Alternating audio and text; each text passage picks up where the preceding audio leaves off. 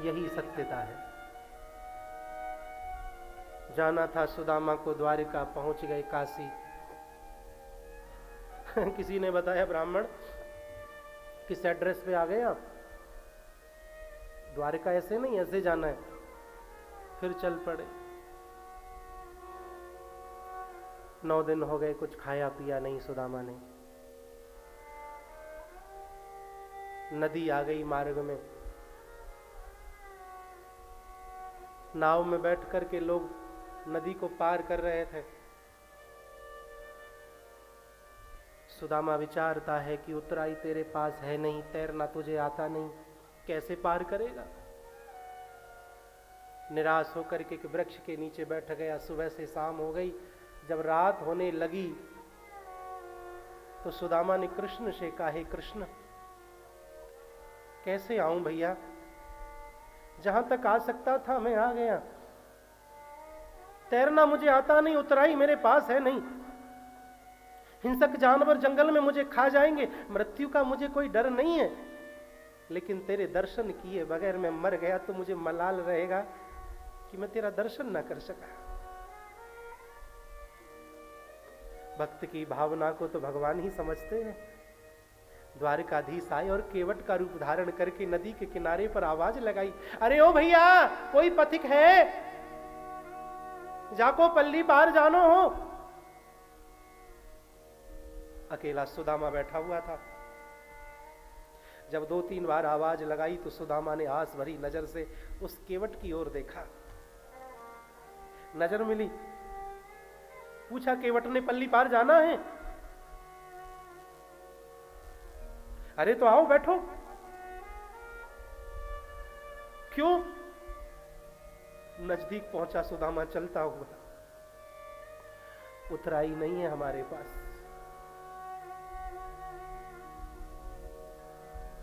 अरे कुछ तो होगा, कुछ भी नहीं है। अरे तो निराश क्यों होते हो ब्राह्मण? हम तो तुम जैसे गरीबों को ही अपनी इस नाव में बिठा करके पार लगाते हैं। आओ बैठो। सुदामा सकुचा, बड़ा स्वाभिमानी था हमारा सुदामा।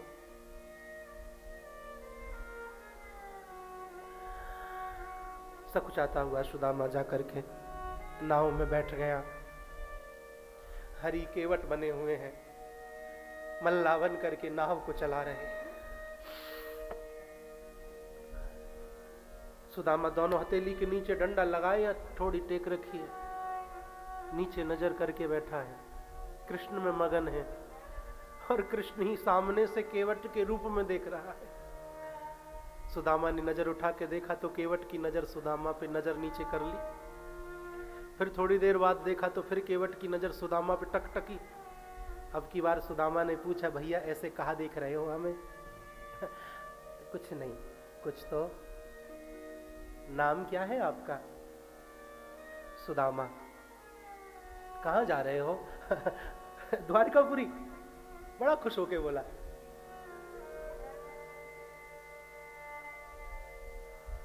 द्वारकापुरी में कोई तुम्हारे रिश्तेदार रहते होंगे? बोले नहीं, द्वारकापुरी को जो राजा है ना, कनुआ कृष्ण, वह मेरे बालापन को यार है, वासु मिलने जा रहा हूं। केवट सुन करके सुदामा की ये बात हंसने लगे। बोले देखो तो कैसे बोलता है, यार यार होता है मेरे भाई बहन, मित्र मित्र होता है। केवट को हंसता हुआ सुदामा ने देखा तो बोले, भैया मैं समझ गए हो तू क्यों हंस रहे हो है। तू जामारे हंस रहो है ना कि कहां मैं निर्धन एक गरीब ब्राह्मण और कहां मैं द्वारिका को राजा, हमारी मित्रता कैसे हो सके हैं। लेकिन तो है पतो नहीं है, मेरे कृष्ण को, मेरे मित्र को मालूम पड़ जाए ना कि मैं वासो मिलने के ताई आ रहे हूं, तो ना जाने कब को वो मोह लेवे के ताई आ गए हो। तो ये बात जब सुदामा ने कही तो केवट की आंखों में आंसू भर आए। अरे सुदामा, तुझे इतने कष्ट दिए, इतनी तेरी परीक्षाएं मैंने ली, लेकिन तेरी श्रद्धा को टस से मस नहीं कर सका, लेश मात्र कम नहीं कर सका। केवट को रोता हुआ देखा सुदामा, बोले भैया हमारी कोई बात बुरी लग गई हो तो क्षमा करियो, ना ना ब्राह्मण, बस तुम्हारी बात सुन करके हमें भी हमारे मित्र की याद आ गई। सुदामा बोले, तुम्हारे भी कोई मित्र होंगे? बोले, हाँ, हमारे भी तुम्हारे जैसे एक मित्र है। कब कब में किनारा पास आ गया, सुदामा को उतार के द्वारिकाधीश तो अंतर ध्यान होकर के पहुंच गए अपनी द्वारिका। सुदामा ने वहां से यात्रा प्रारंभ की। भूख लगती है, प्यास लगती है, ये जिंदगी अब उदास लगती है, कैसे आऊं मैं तेरी द्वारिका, अब तो आस भी निराश लगती है। तेरी यारी में बिहारी ना सुख नहीं पाए। बड़ा प्यारा भाव है।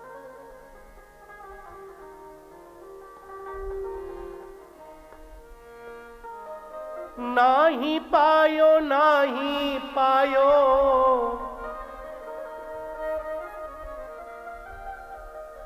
नाही पायो, नाही पायो, नाही पायो रे तेरी यारी में बिहारी, सुख नाही पायो रे तेरी यारी में बिहारी, सुख नाही पायो रे तेरी यारी में बिहारी। नाही पायो, नाही पायो, नाही पायो, नाही पायो, नाही पायो, नाही पायो, नाही पायो रे तेरी यारी में बिहारी, सुख नाही पायो रे तेरी यारी में बिहारी। यारी करी तुम सो मोर ध्वज राजा ने, यारी करी तो सो मोर ध्वज राजा ने, वाको सुत आरे ते, आपको सुख आरे ते, वाको सुत आरे ते, चिरवायो रे तेरी यारी में बिहारी, सुख नाही पायो तेरी यारी में बिहारी। यारी करी तुम सो हरिश्चंद्र राजा ने, यारी करी तुम सो हरिचंद्र राजा ने, यारी करी तुम सो हरिचंद्र राजा ने, यारी करी तुम सो हरिश्चंद्र राजा ने, यारी करी तुम सो हरिचंद्र राजा ने, काशी बीच ठाड़ो करके, काशी बीच ठाड़ो करके, काशी बीच ठाड़ो करके, बिकवायो रे तेरी यारी में बिहारी, सुख नहीं पायो रे तेरी यारी में बिहारी। यारी करी तुम सो विप्र सुदामा ने, यारी करी तुम सो विप्र सुदामा ने, प्रहलाद तारे जिन तात को तमासो देखो, ध्रुवहु को तारो जिन बालापन गारो है, मोर ध्वज तारो सुत शीस पे चलायो आरो, हरिश्चंद्र तारे जिन सत्य हु ना तारो है। हे कृष्ण द्वारिकाधीश, तूने प्रहलाद को तारा लेकिन उसने अपने बाप का तमाशा पहले देखा, सौदा किया। ध्रुव को तूने तारा, उसने अपना बचपन गवा दिया। मोर ध्वज को तारा तो सुत के शीश पे आरा चलवा दिया। हरिश्चंद्र को तारा तो उसको परिवार सहित काशी के बाजार में खड़े होकर के बिकवा दिया। पहले उन भक्ति कीनी, पाछे तुम मुक्ति दीनी। ये तार वो कहाँ है, ये तो बंज व्यापारो है। इसे तारवा कैसे कहे? द्वारिकाधीश, पहले उन्होंने भक्ति की, बाद में तुमने मुक्ति दी है। इसे तारना नहीं कहते द्वारिकाधीश, इसे व्यापार कहते हैं। पहले उन भक्ति कीनी, पाछे तुम मुक्ति दीनी। तार वो कहाँ है, ये तो बंज व्यापारो है। भक्त कहता है, तारो तो तारो, नहीं नाम पलट डारो। तुम्हें तारनहार कहा गया है प्रभु। तारो तो ऐसे तारो कैसे? तारो तो तारो, नहीं नाम पलट डारो। बिन भक्ति के तारो तो तार वो तिहारो है। भक्ति के तारो तो तार वो तुम्हारो है। यारी करी तुम सो विप्र सुदामा ने। यारी करी तुम सो विप्र सुदामा ने। बाको दर दर तेने, बाको दर दर तेने, बाको दर दर तेने भटकायो रे। तेरी यारी में बिहारी सुख नाही पायो रे।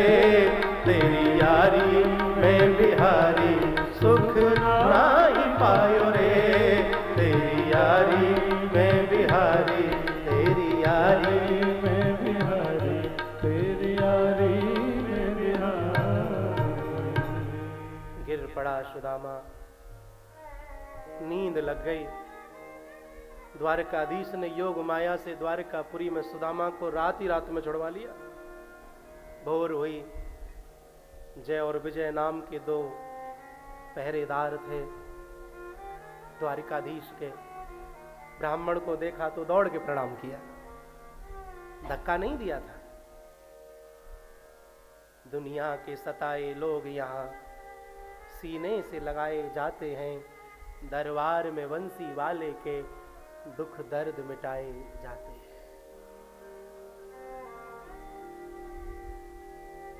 प्रणाम ब्राह्मण भैया, इस नगर का नाम क्या है? द्वारिकापुरी है महाराज।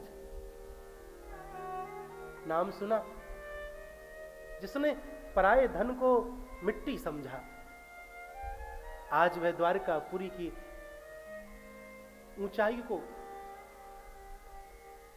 उस ध्वजा को,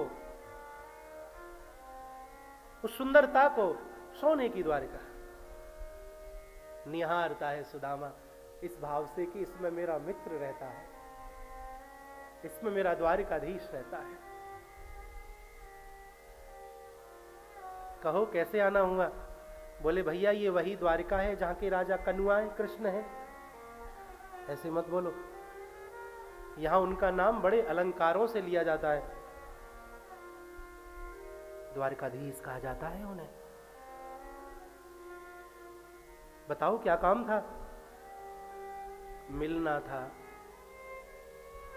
महाराज, संत और ब्राह्मण के लिए तो दरबार हर समय आम है, लेकिन ये समय हमारे भगवान का भोजन ग्रहण करने का है। यदि हमारे भगवान भोजन ग्रहण करने नहीं गए होंगे तो हम आपको मिलाएंगे। शुभ नाम क्या है आपका? सुदामा। मेरो नाम सुदामा विप्र,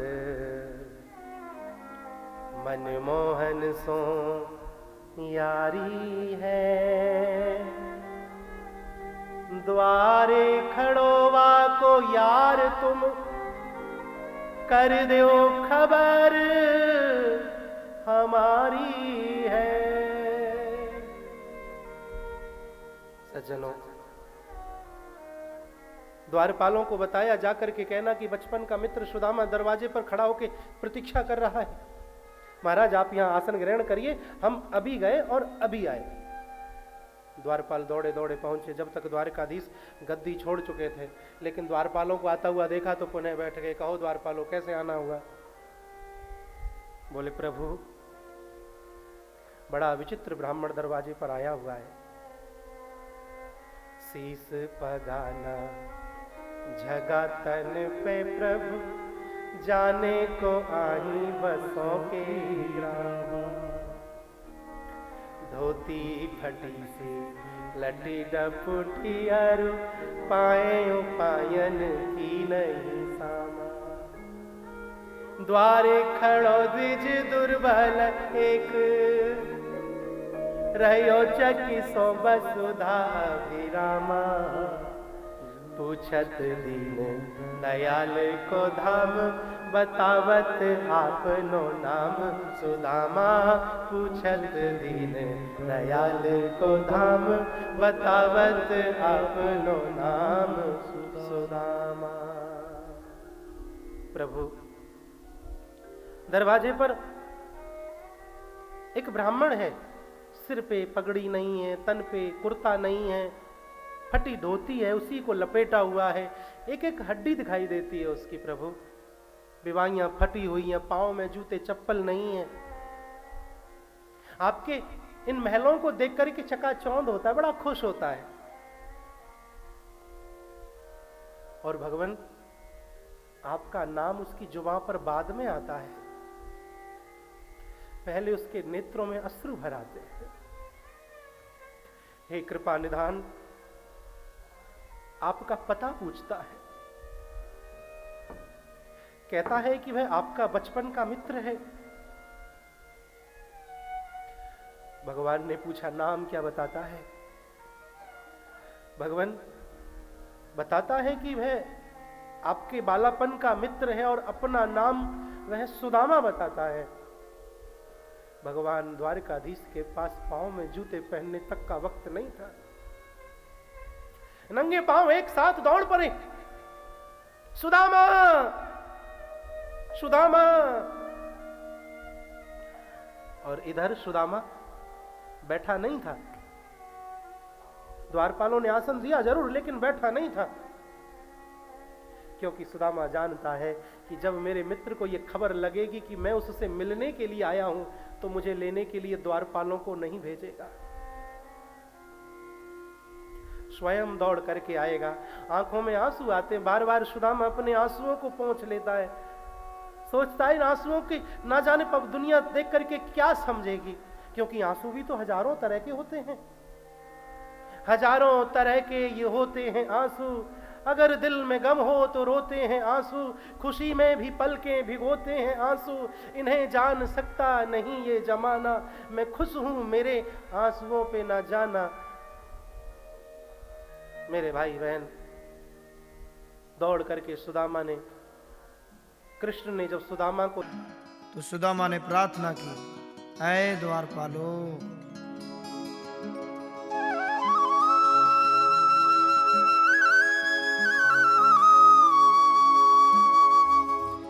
देखो देखो ये गरीबी का हाल, कृष्ण के दर पे विश्वास लेके आया हूँ। मेरे बचपन का यार है मेरा श्याम, यही सोच कर मैं आस लेके आया हूँ।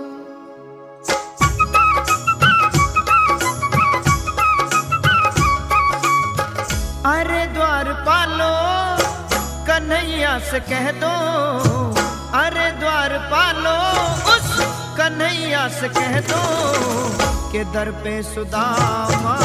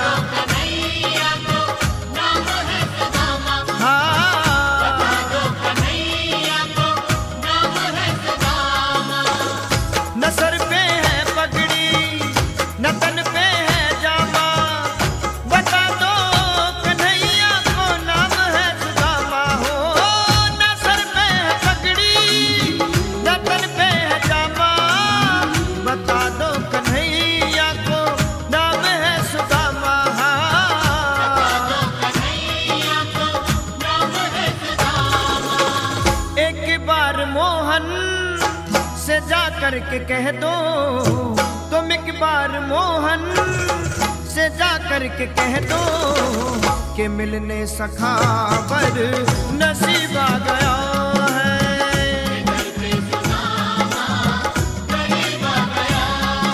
सुदामा को द्वारकाधीश ने बिठाया, स्नान आदि हुआ, भोजन की थाली सामने सज के आ गई।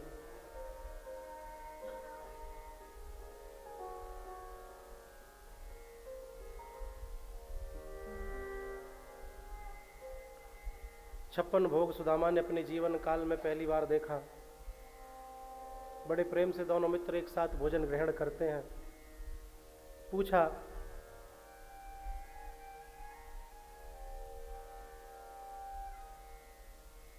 सुदामा एक बात बता भैया, तू छोटो सो तो विवाह करवे ते मना करो, यो बता तेने विवाह करो कि नहीं।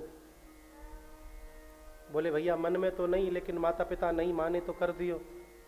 बोले चौरे तेने ब्याह कर लिया और हमें बारात नहीं कराई।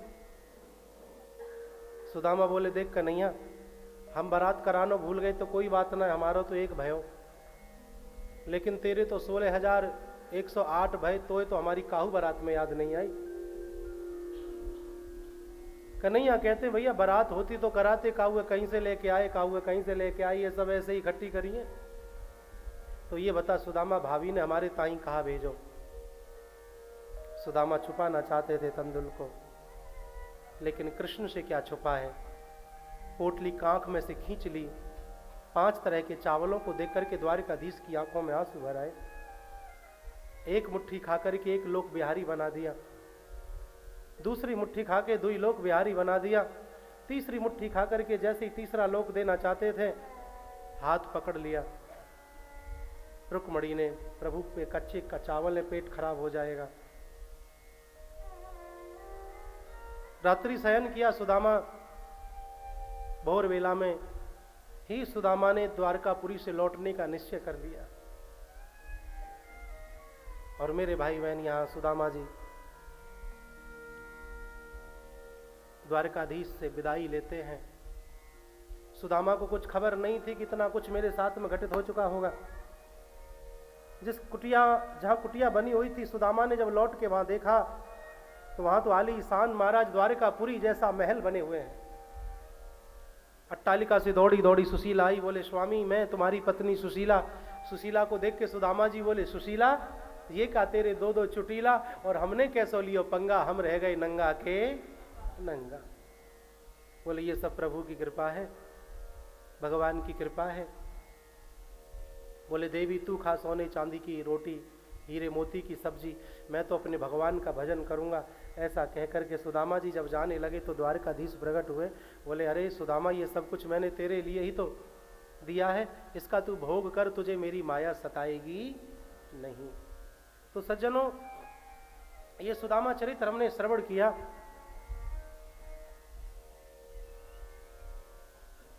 कथा में 7वें दिन जो सुदामा चरित्र होता है, ये मध्य में आता है।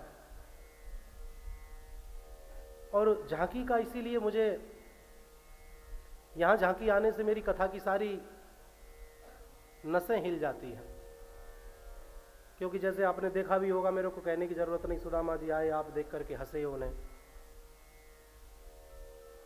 स्वभाव है, व्यक्ति का स्वभाव है, जब वेशभूषा ऐसी हो तो हंसते भी हैं। लेकिन कथा जहां मार्मिक चल रही हो, फिर सुदामा जी भी हंस रहे थे।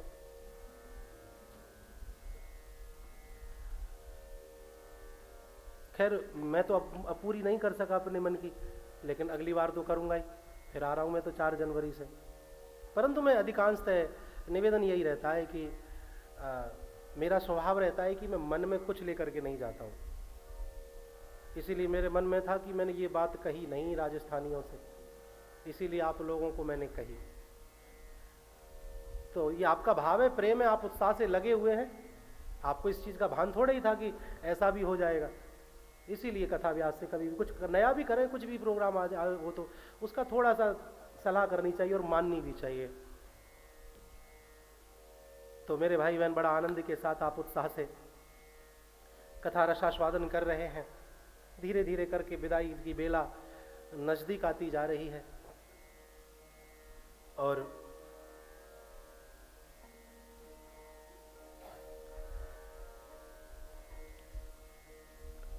यहां पर श्री सुखदेव जी महाराज ने राजन परीक्षित को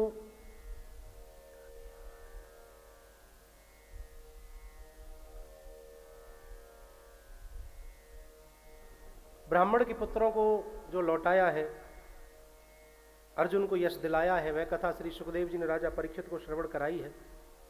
सुभद्रा हरण की कथा, तुम्हारा श्याम श्यामा मिलन हुआ कुरुक्षेत्र में, 100 वर्ष बाद ब्रजवासियों से भगवान श्री कृष्ण मिले, वह कथा श्रवण कराई है।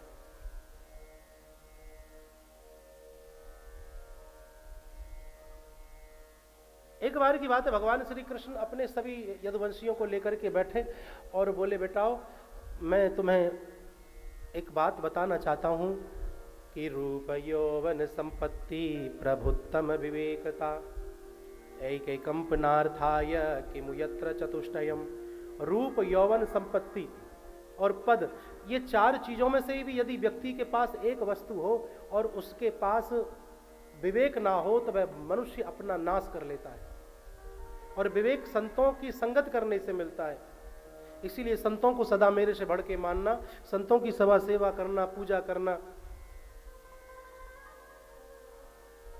एक दिन यदुवंशियों ने क्या किया, भगवान श्री कृष्ण की बात को ना मान करके सांब को स्त्री के कपड़े पहना करके संतों की मंडली में ले जा करके पूछा, महाराज ये हमारी बहू है, जरा इसे देख करके बताओ कि इसे पुत्र होगा या पुत्री। जब देखा तो बोले, ना इसे पुत्र होगा ना इसे पुत्री, इसे होगा मूसल, और वह मूसल तुम सब यदुवंशियों का संहार करेगा। खोल के देखा तो महाराज मूसल निकला। मूसल को घिस के प्रवाह किया गया समुद्र में, नुकीली कील बची, उसे फेंक दिया, मछली ने निगल लिया। वह मछली एक बहेलिये के हाथ लग गई, बहेलिये ने उस नुकीली कील को बाण की नोक पर शिकार करने के लिए लगा लिया।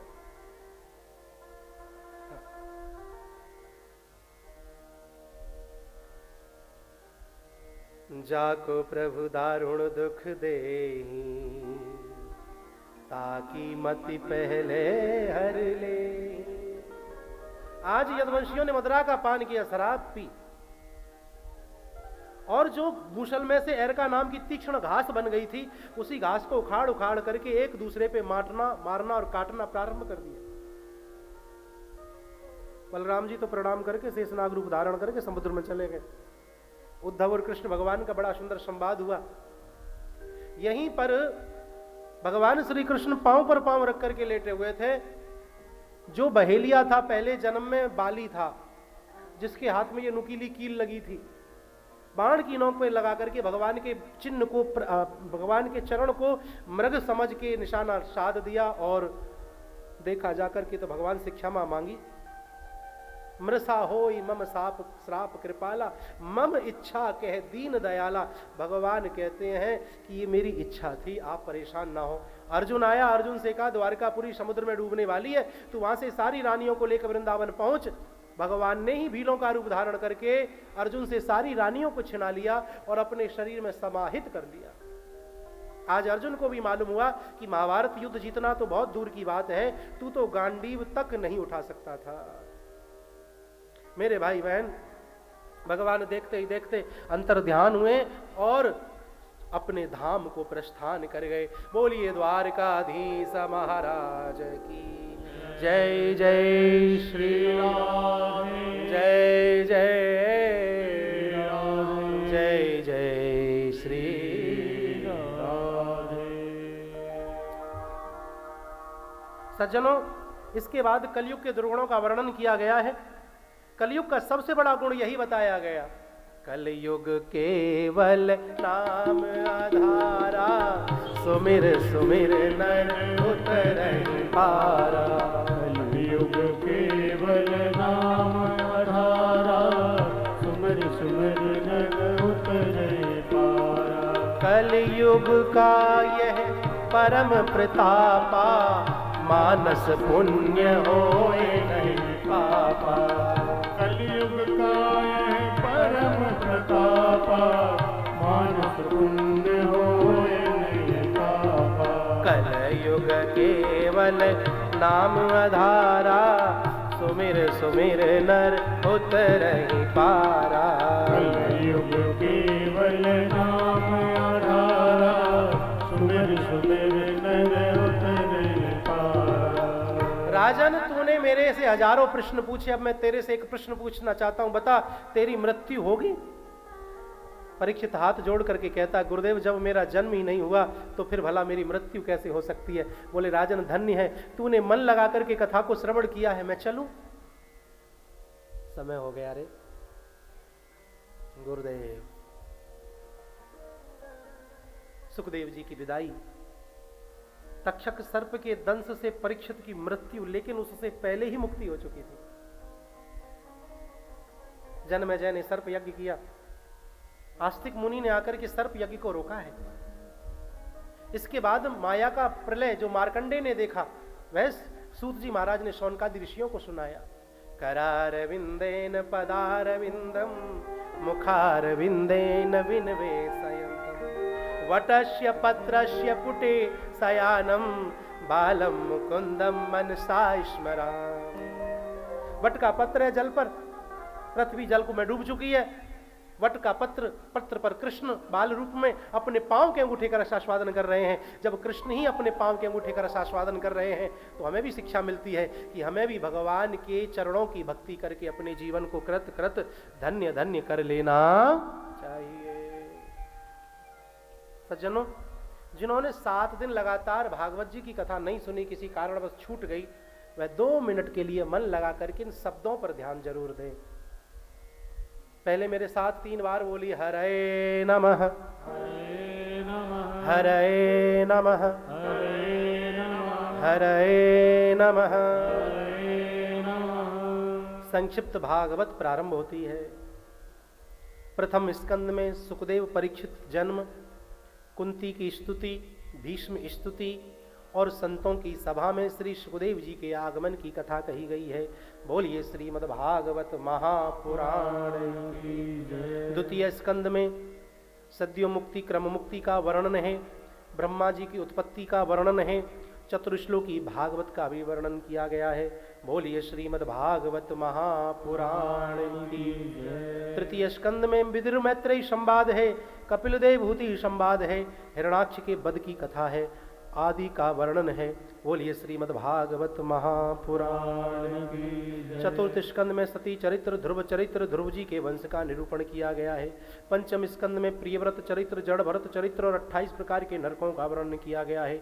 षष्ठ स्कंद में अजामिल उपाख्यान, गुरु की हत्या के परिणामों का वर्णन किया गया है। सप्तम स्कंद में प्रहलाद चरित्र, नरसिंहदेव भगवान की कथा का वर्णन किया गया है। अष्टम स्कंद में गजेंद्र उपाख्यान, समुद्र मंथन, वामन चरित्र की लीला का वर्णन किया गया है। नवम स्कंद में सूर्यवंश, राम कथा, चंद्रवंश, कृष्ण कथा का संक्षिप्त रूप से वर्णन किया गया है।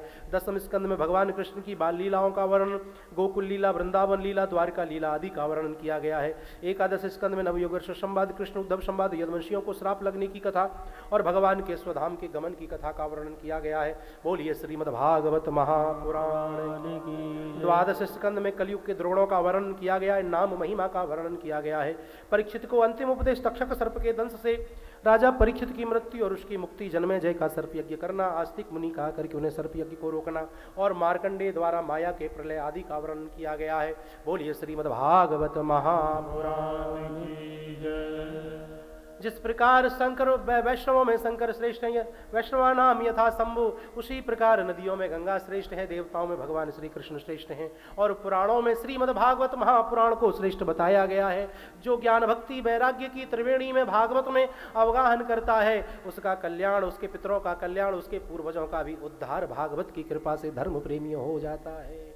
आप बड़भागी हो, आपने भागवत जी की कथा को धाम में बैठ करके श्रवण किया है। जिस प्रकार घर पे माला जपो तो 1 पुण्य प्राप्त होता है, मंदिर में माला जपो तो वह 108 पुण्य के बराबर हो जाता है। यदि वही माला गौशाला में जाकर के जप दो तो महाराज 1,08,000 के बराबर जप की महत्वता उसकी हो जाती है। यदि वही माला आप जाकर के नदी के किनारे जपते हो तो वह पुनः 10 गुना बढ़ जाती है, और वही माला यदि जाकर के आप पहाड़ पर जपते हो तो उसकी भी महिमा अपने आप में अद्भुत हो जाती है। और वही वही माला यदि आप धाम में जाकर के जप देते हो तो उसकी तो महिमा का वर्णन कोई कर नहीं सकता है। इसी प्रकार भागवत जी की कथा जयपुर राजस्थान दौसा लाल सोट वगैरह बांदी कोई दौसा आदि में कराने का जो पुण्य है वो अपने आप में अद्भुत तो है, लेकिन वही भागवत जी की कथा आप सीधे भगवान के धाम में यदि कराते हो तो उसका वर्णन व्यास मंच से मेरे बस की करना धर्म प्रेमियों नहीं है। आप बड़भागी हो जो भागवत कथा श्रवण करने का सौभाग्य आपको द्वारिका धाम में प्राप्त हुआ है। आपसे बड़भागी कोई नहीं है। अपने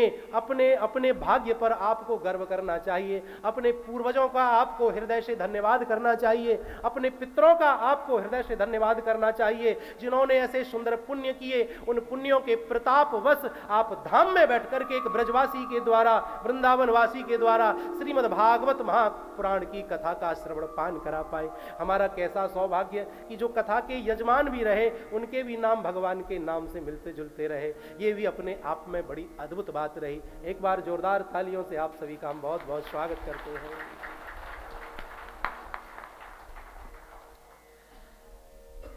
सितारों को आंखों में महफूज रखना, सितारों को आंखों में महफूज रखना, बहुत देर तक रात ही रात होगी। मुसाफिर हैं हम भी, मुसाफिर हो तुम भी, फिर किसी मोड़ पर मुलाकात होगी। ईश्वर कहाँ कब कैसे मिलाएगा ये तो हम नहीं जानते, लेकिन इतना जरूर जानते हैं मुसाफिर हैं तो कहीं ना कहीं टकरा जरूर जाएंगे। मेरे माई बाप बिछुड़कर फिर मिलेंगे, यकीन इतना है। बिछुड़कर फिर मिलेंगे, यकीन इतना है। ख्वाबी सही मगर हसीन कितना है।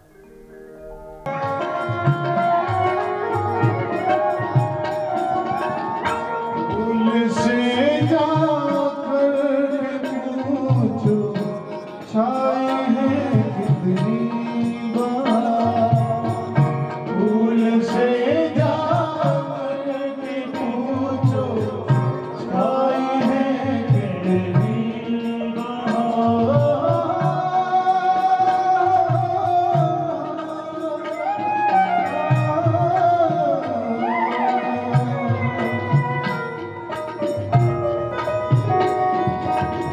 भूल से जाकर पूछो छाए हैं कितनी बार। भूल से जाकर पूछो छाए हैं कितनी बार। रात भर आंखों पे सो, रात भर आंखों पे सो, दिन निकल आने रात भर आंखों पे सो, दिन निकल आने खुशी मिल जाएगी। चरणों में झुक जाने के बाद कुछ न बिगड़ेगा। शरण आएगा तुम्हारा आने के बाद।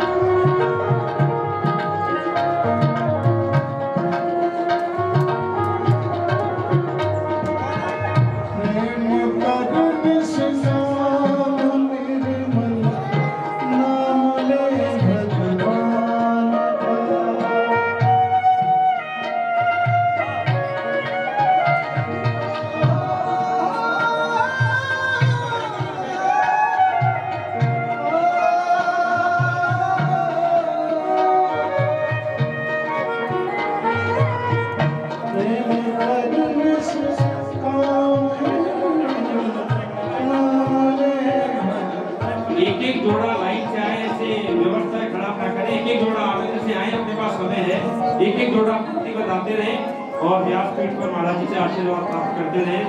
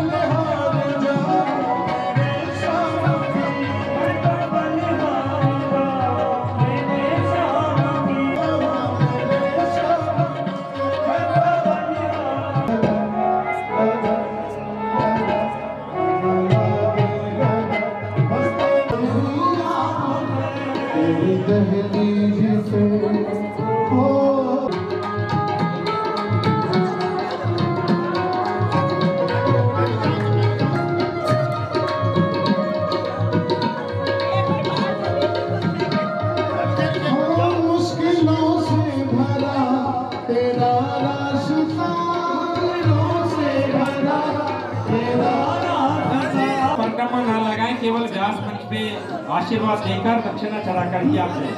क्योंकि अभी एक बार आरती होगी, आरती के बाद फिर हवन होएगा। क्यों पंडित लोग सब प्रसादी के लिए आ चुके हैं सब, इसलिए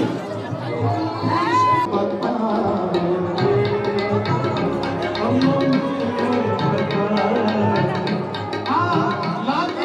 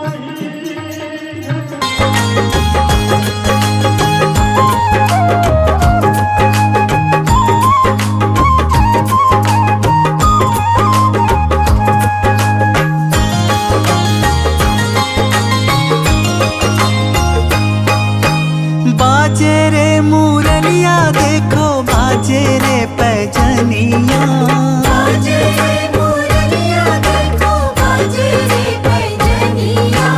भगता ने बना ले तेरे गाँव की गुजरिया, भक्ता ने बना ले तेरे गाँव की गुजरिया।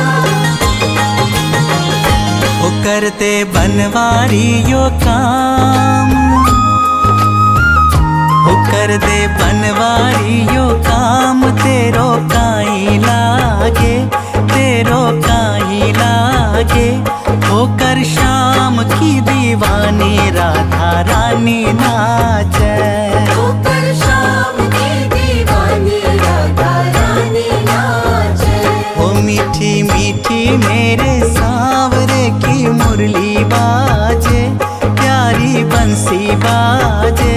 होकर शाम की दीवानी राधा रानी नाचे, होकर शाम की दीवानी राधा रानी नाचे।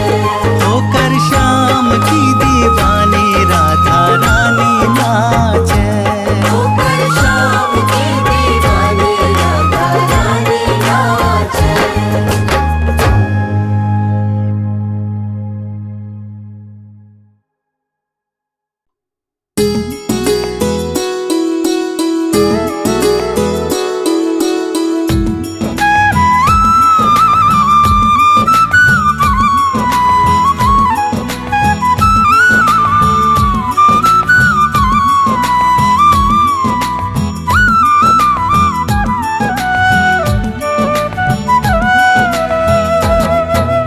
कान्हा ओ कान्हा छेड़ दे मुरलिया, मन हुआ जाए बेचैन।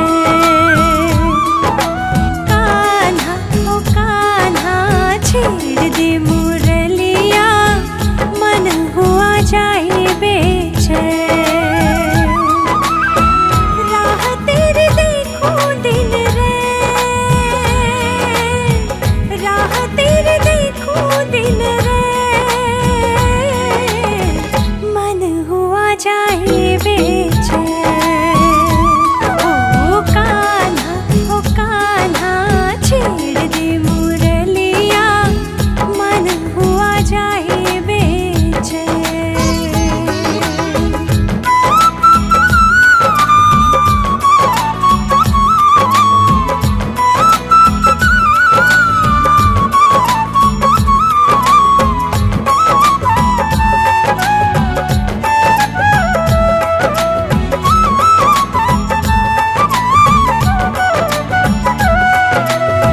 पनघट पे नीर भरन जब आई, तूने ऐसी बंसी बजाई।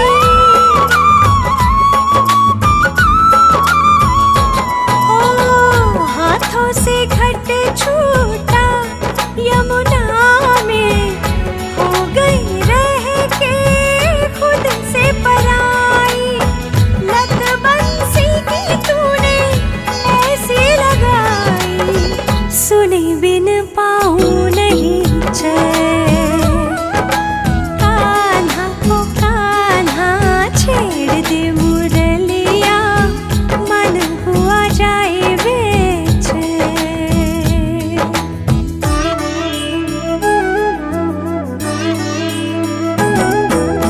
राधा ओ राधा छेड़ दे पायलिया, तुझे देखे बिना नहीं चैन।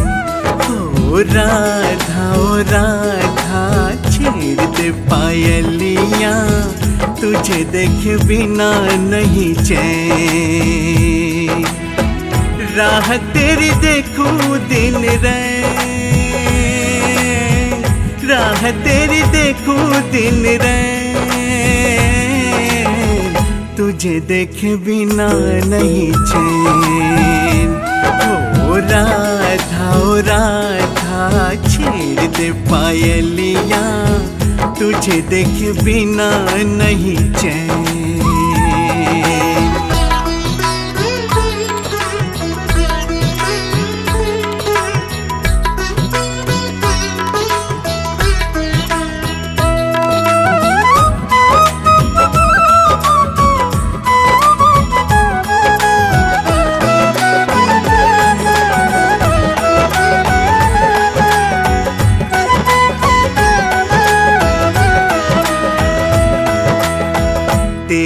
आवन की चाप को सुन के मेरी मुरलियाँ खुद ही बाजे।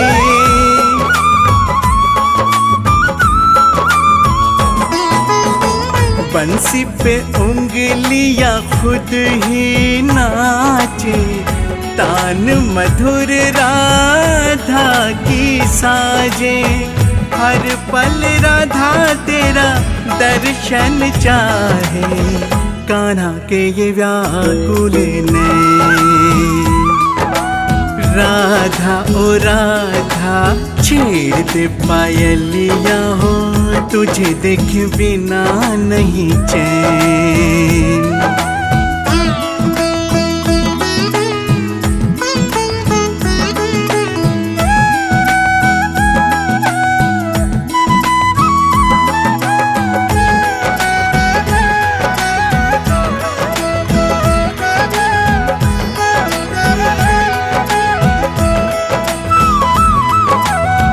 दर्शन में राधा, नैनों में राधा, और नैनों की आस में राधा।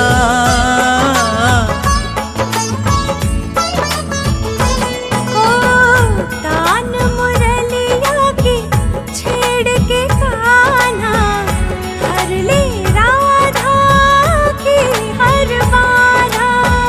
मेरी मुरलिया तो तुझी को पुकारे, सांझ सवेरे दिन रे।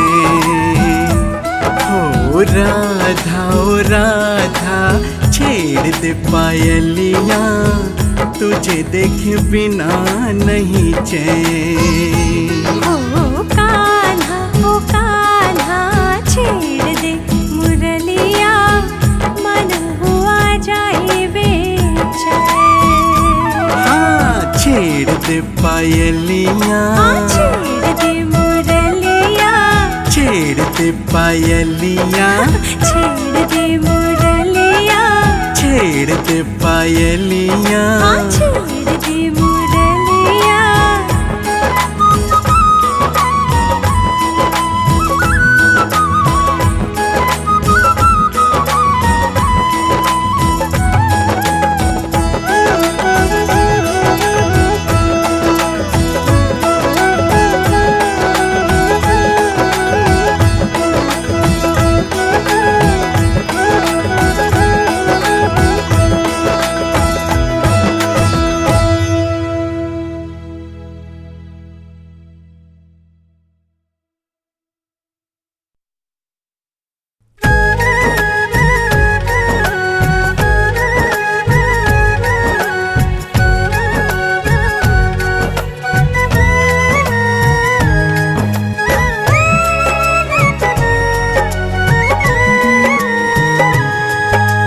जन्मों की तुझसे कोई यारी लागे, जन्मों की तुझसे कोई यारी लागे।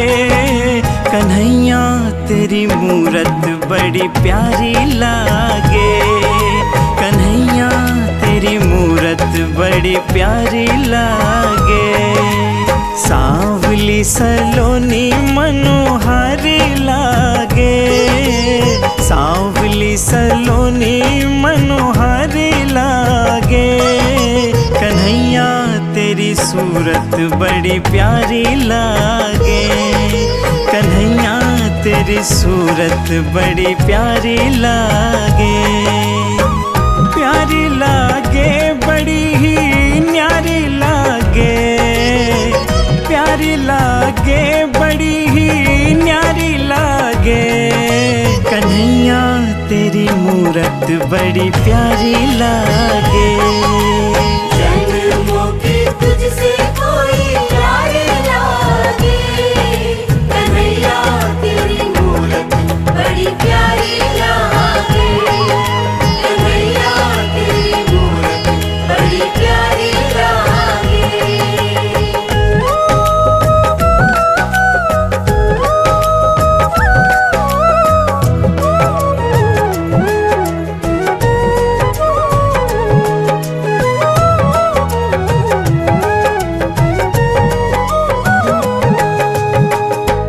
तेरे सिवा कान्हा मुझे कुछ नहीं भाए रे, मेरे मन मंदिर में तू ही मुस्काए रे। ओ कान्हा,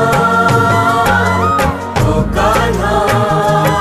ओ साज बाज दुनिया के रास नहीं आए रे, तेरी मुरलिया ही दीवाना बनाए रे। तान वही जानी पहचानी लागे, तान वही जानी पहचानी लागे।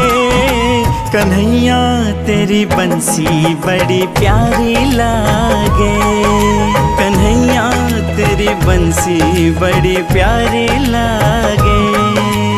जन्मों की तुझसे कोई यारी लागे, कन्हैया तेरी मूरत बड़ी प्यारी लागे।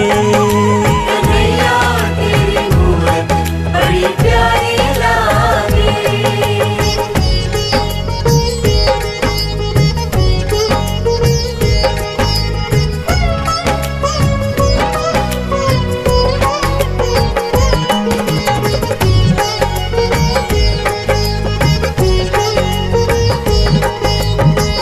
मोर पंख वाले तेरी बात ही निराली है, तेरी हर बात मन मोहने वाली है। ओ कान्हा, ओ कान्हा। ओ माखन से भी मीठा तेरा माखन चुराना है, रसों से रसीला तेरा रास रचाना है। गिरधारी कभी चक्रधारी लागे, गिरधारी कभी चक्रधारी लागे। कन्हैया तेरी लीला बड़ी प्यारी लागे, कन्हैया तेरी लीला बड़ी प्यारी लागे। जन्मों की तुझसे कोई यारी लागे, कन्हैया तेरी मूरत बड़ी प्यारी लागे। कन्हैया तेरी मूरत बड़ी प्यारी लागे।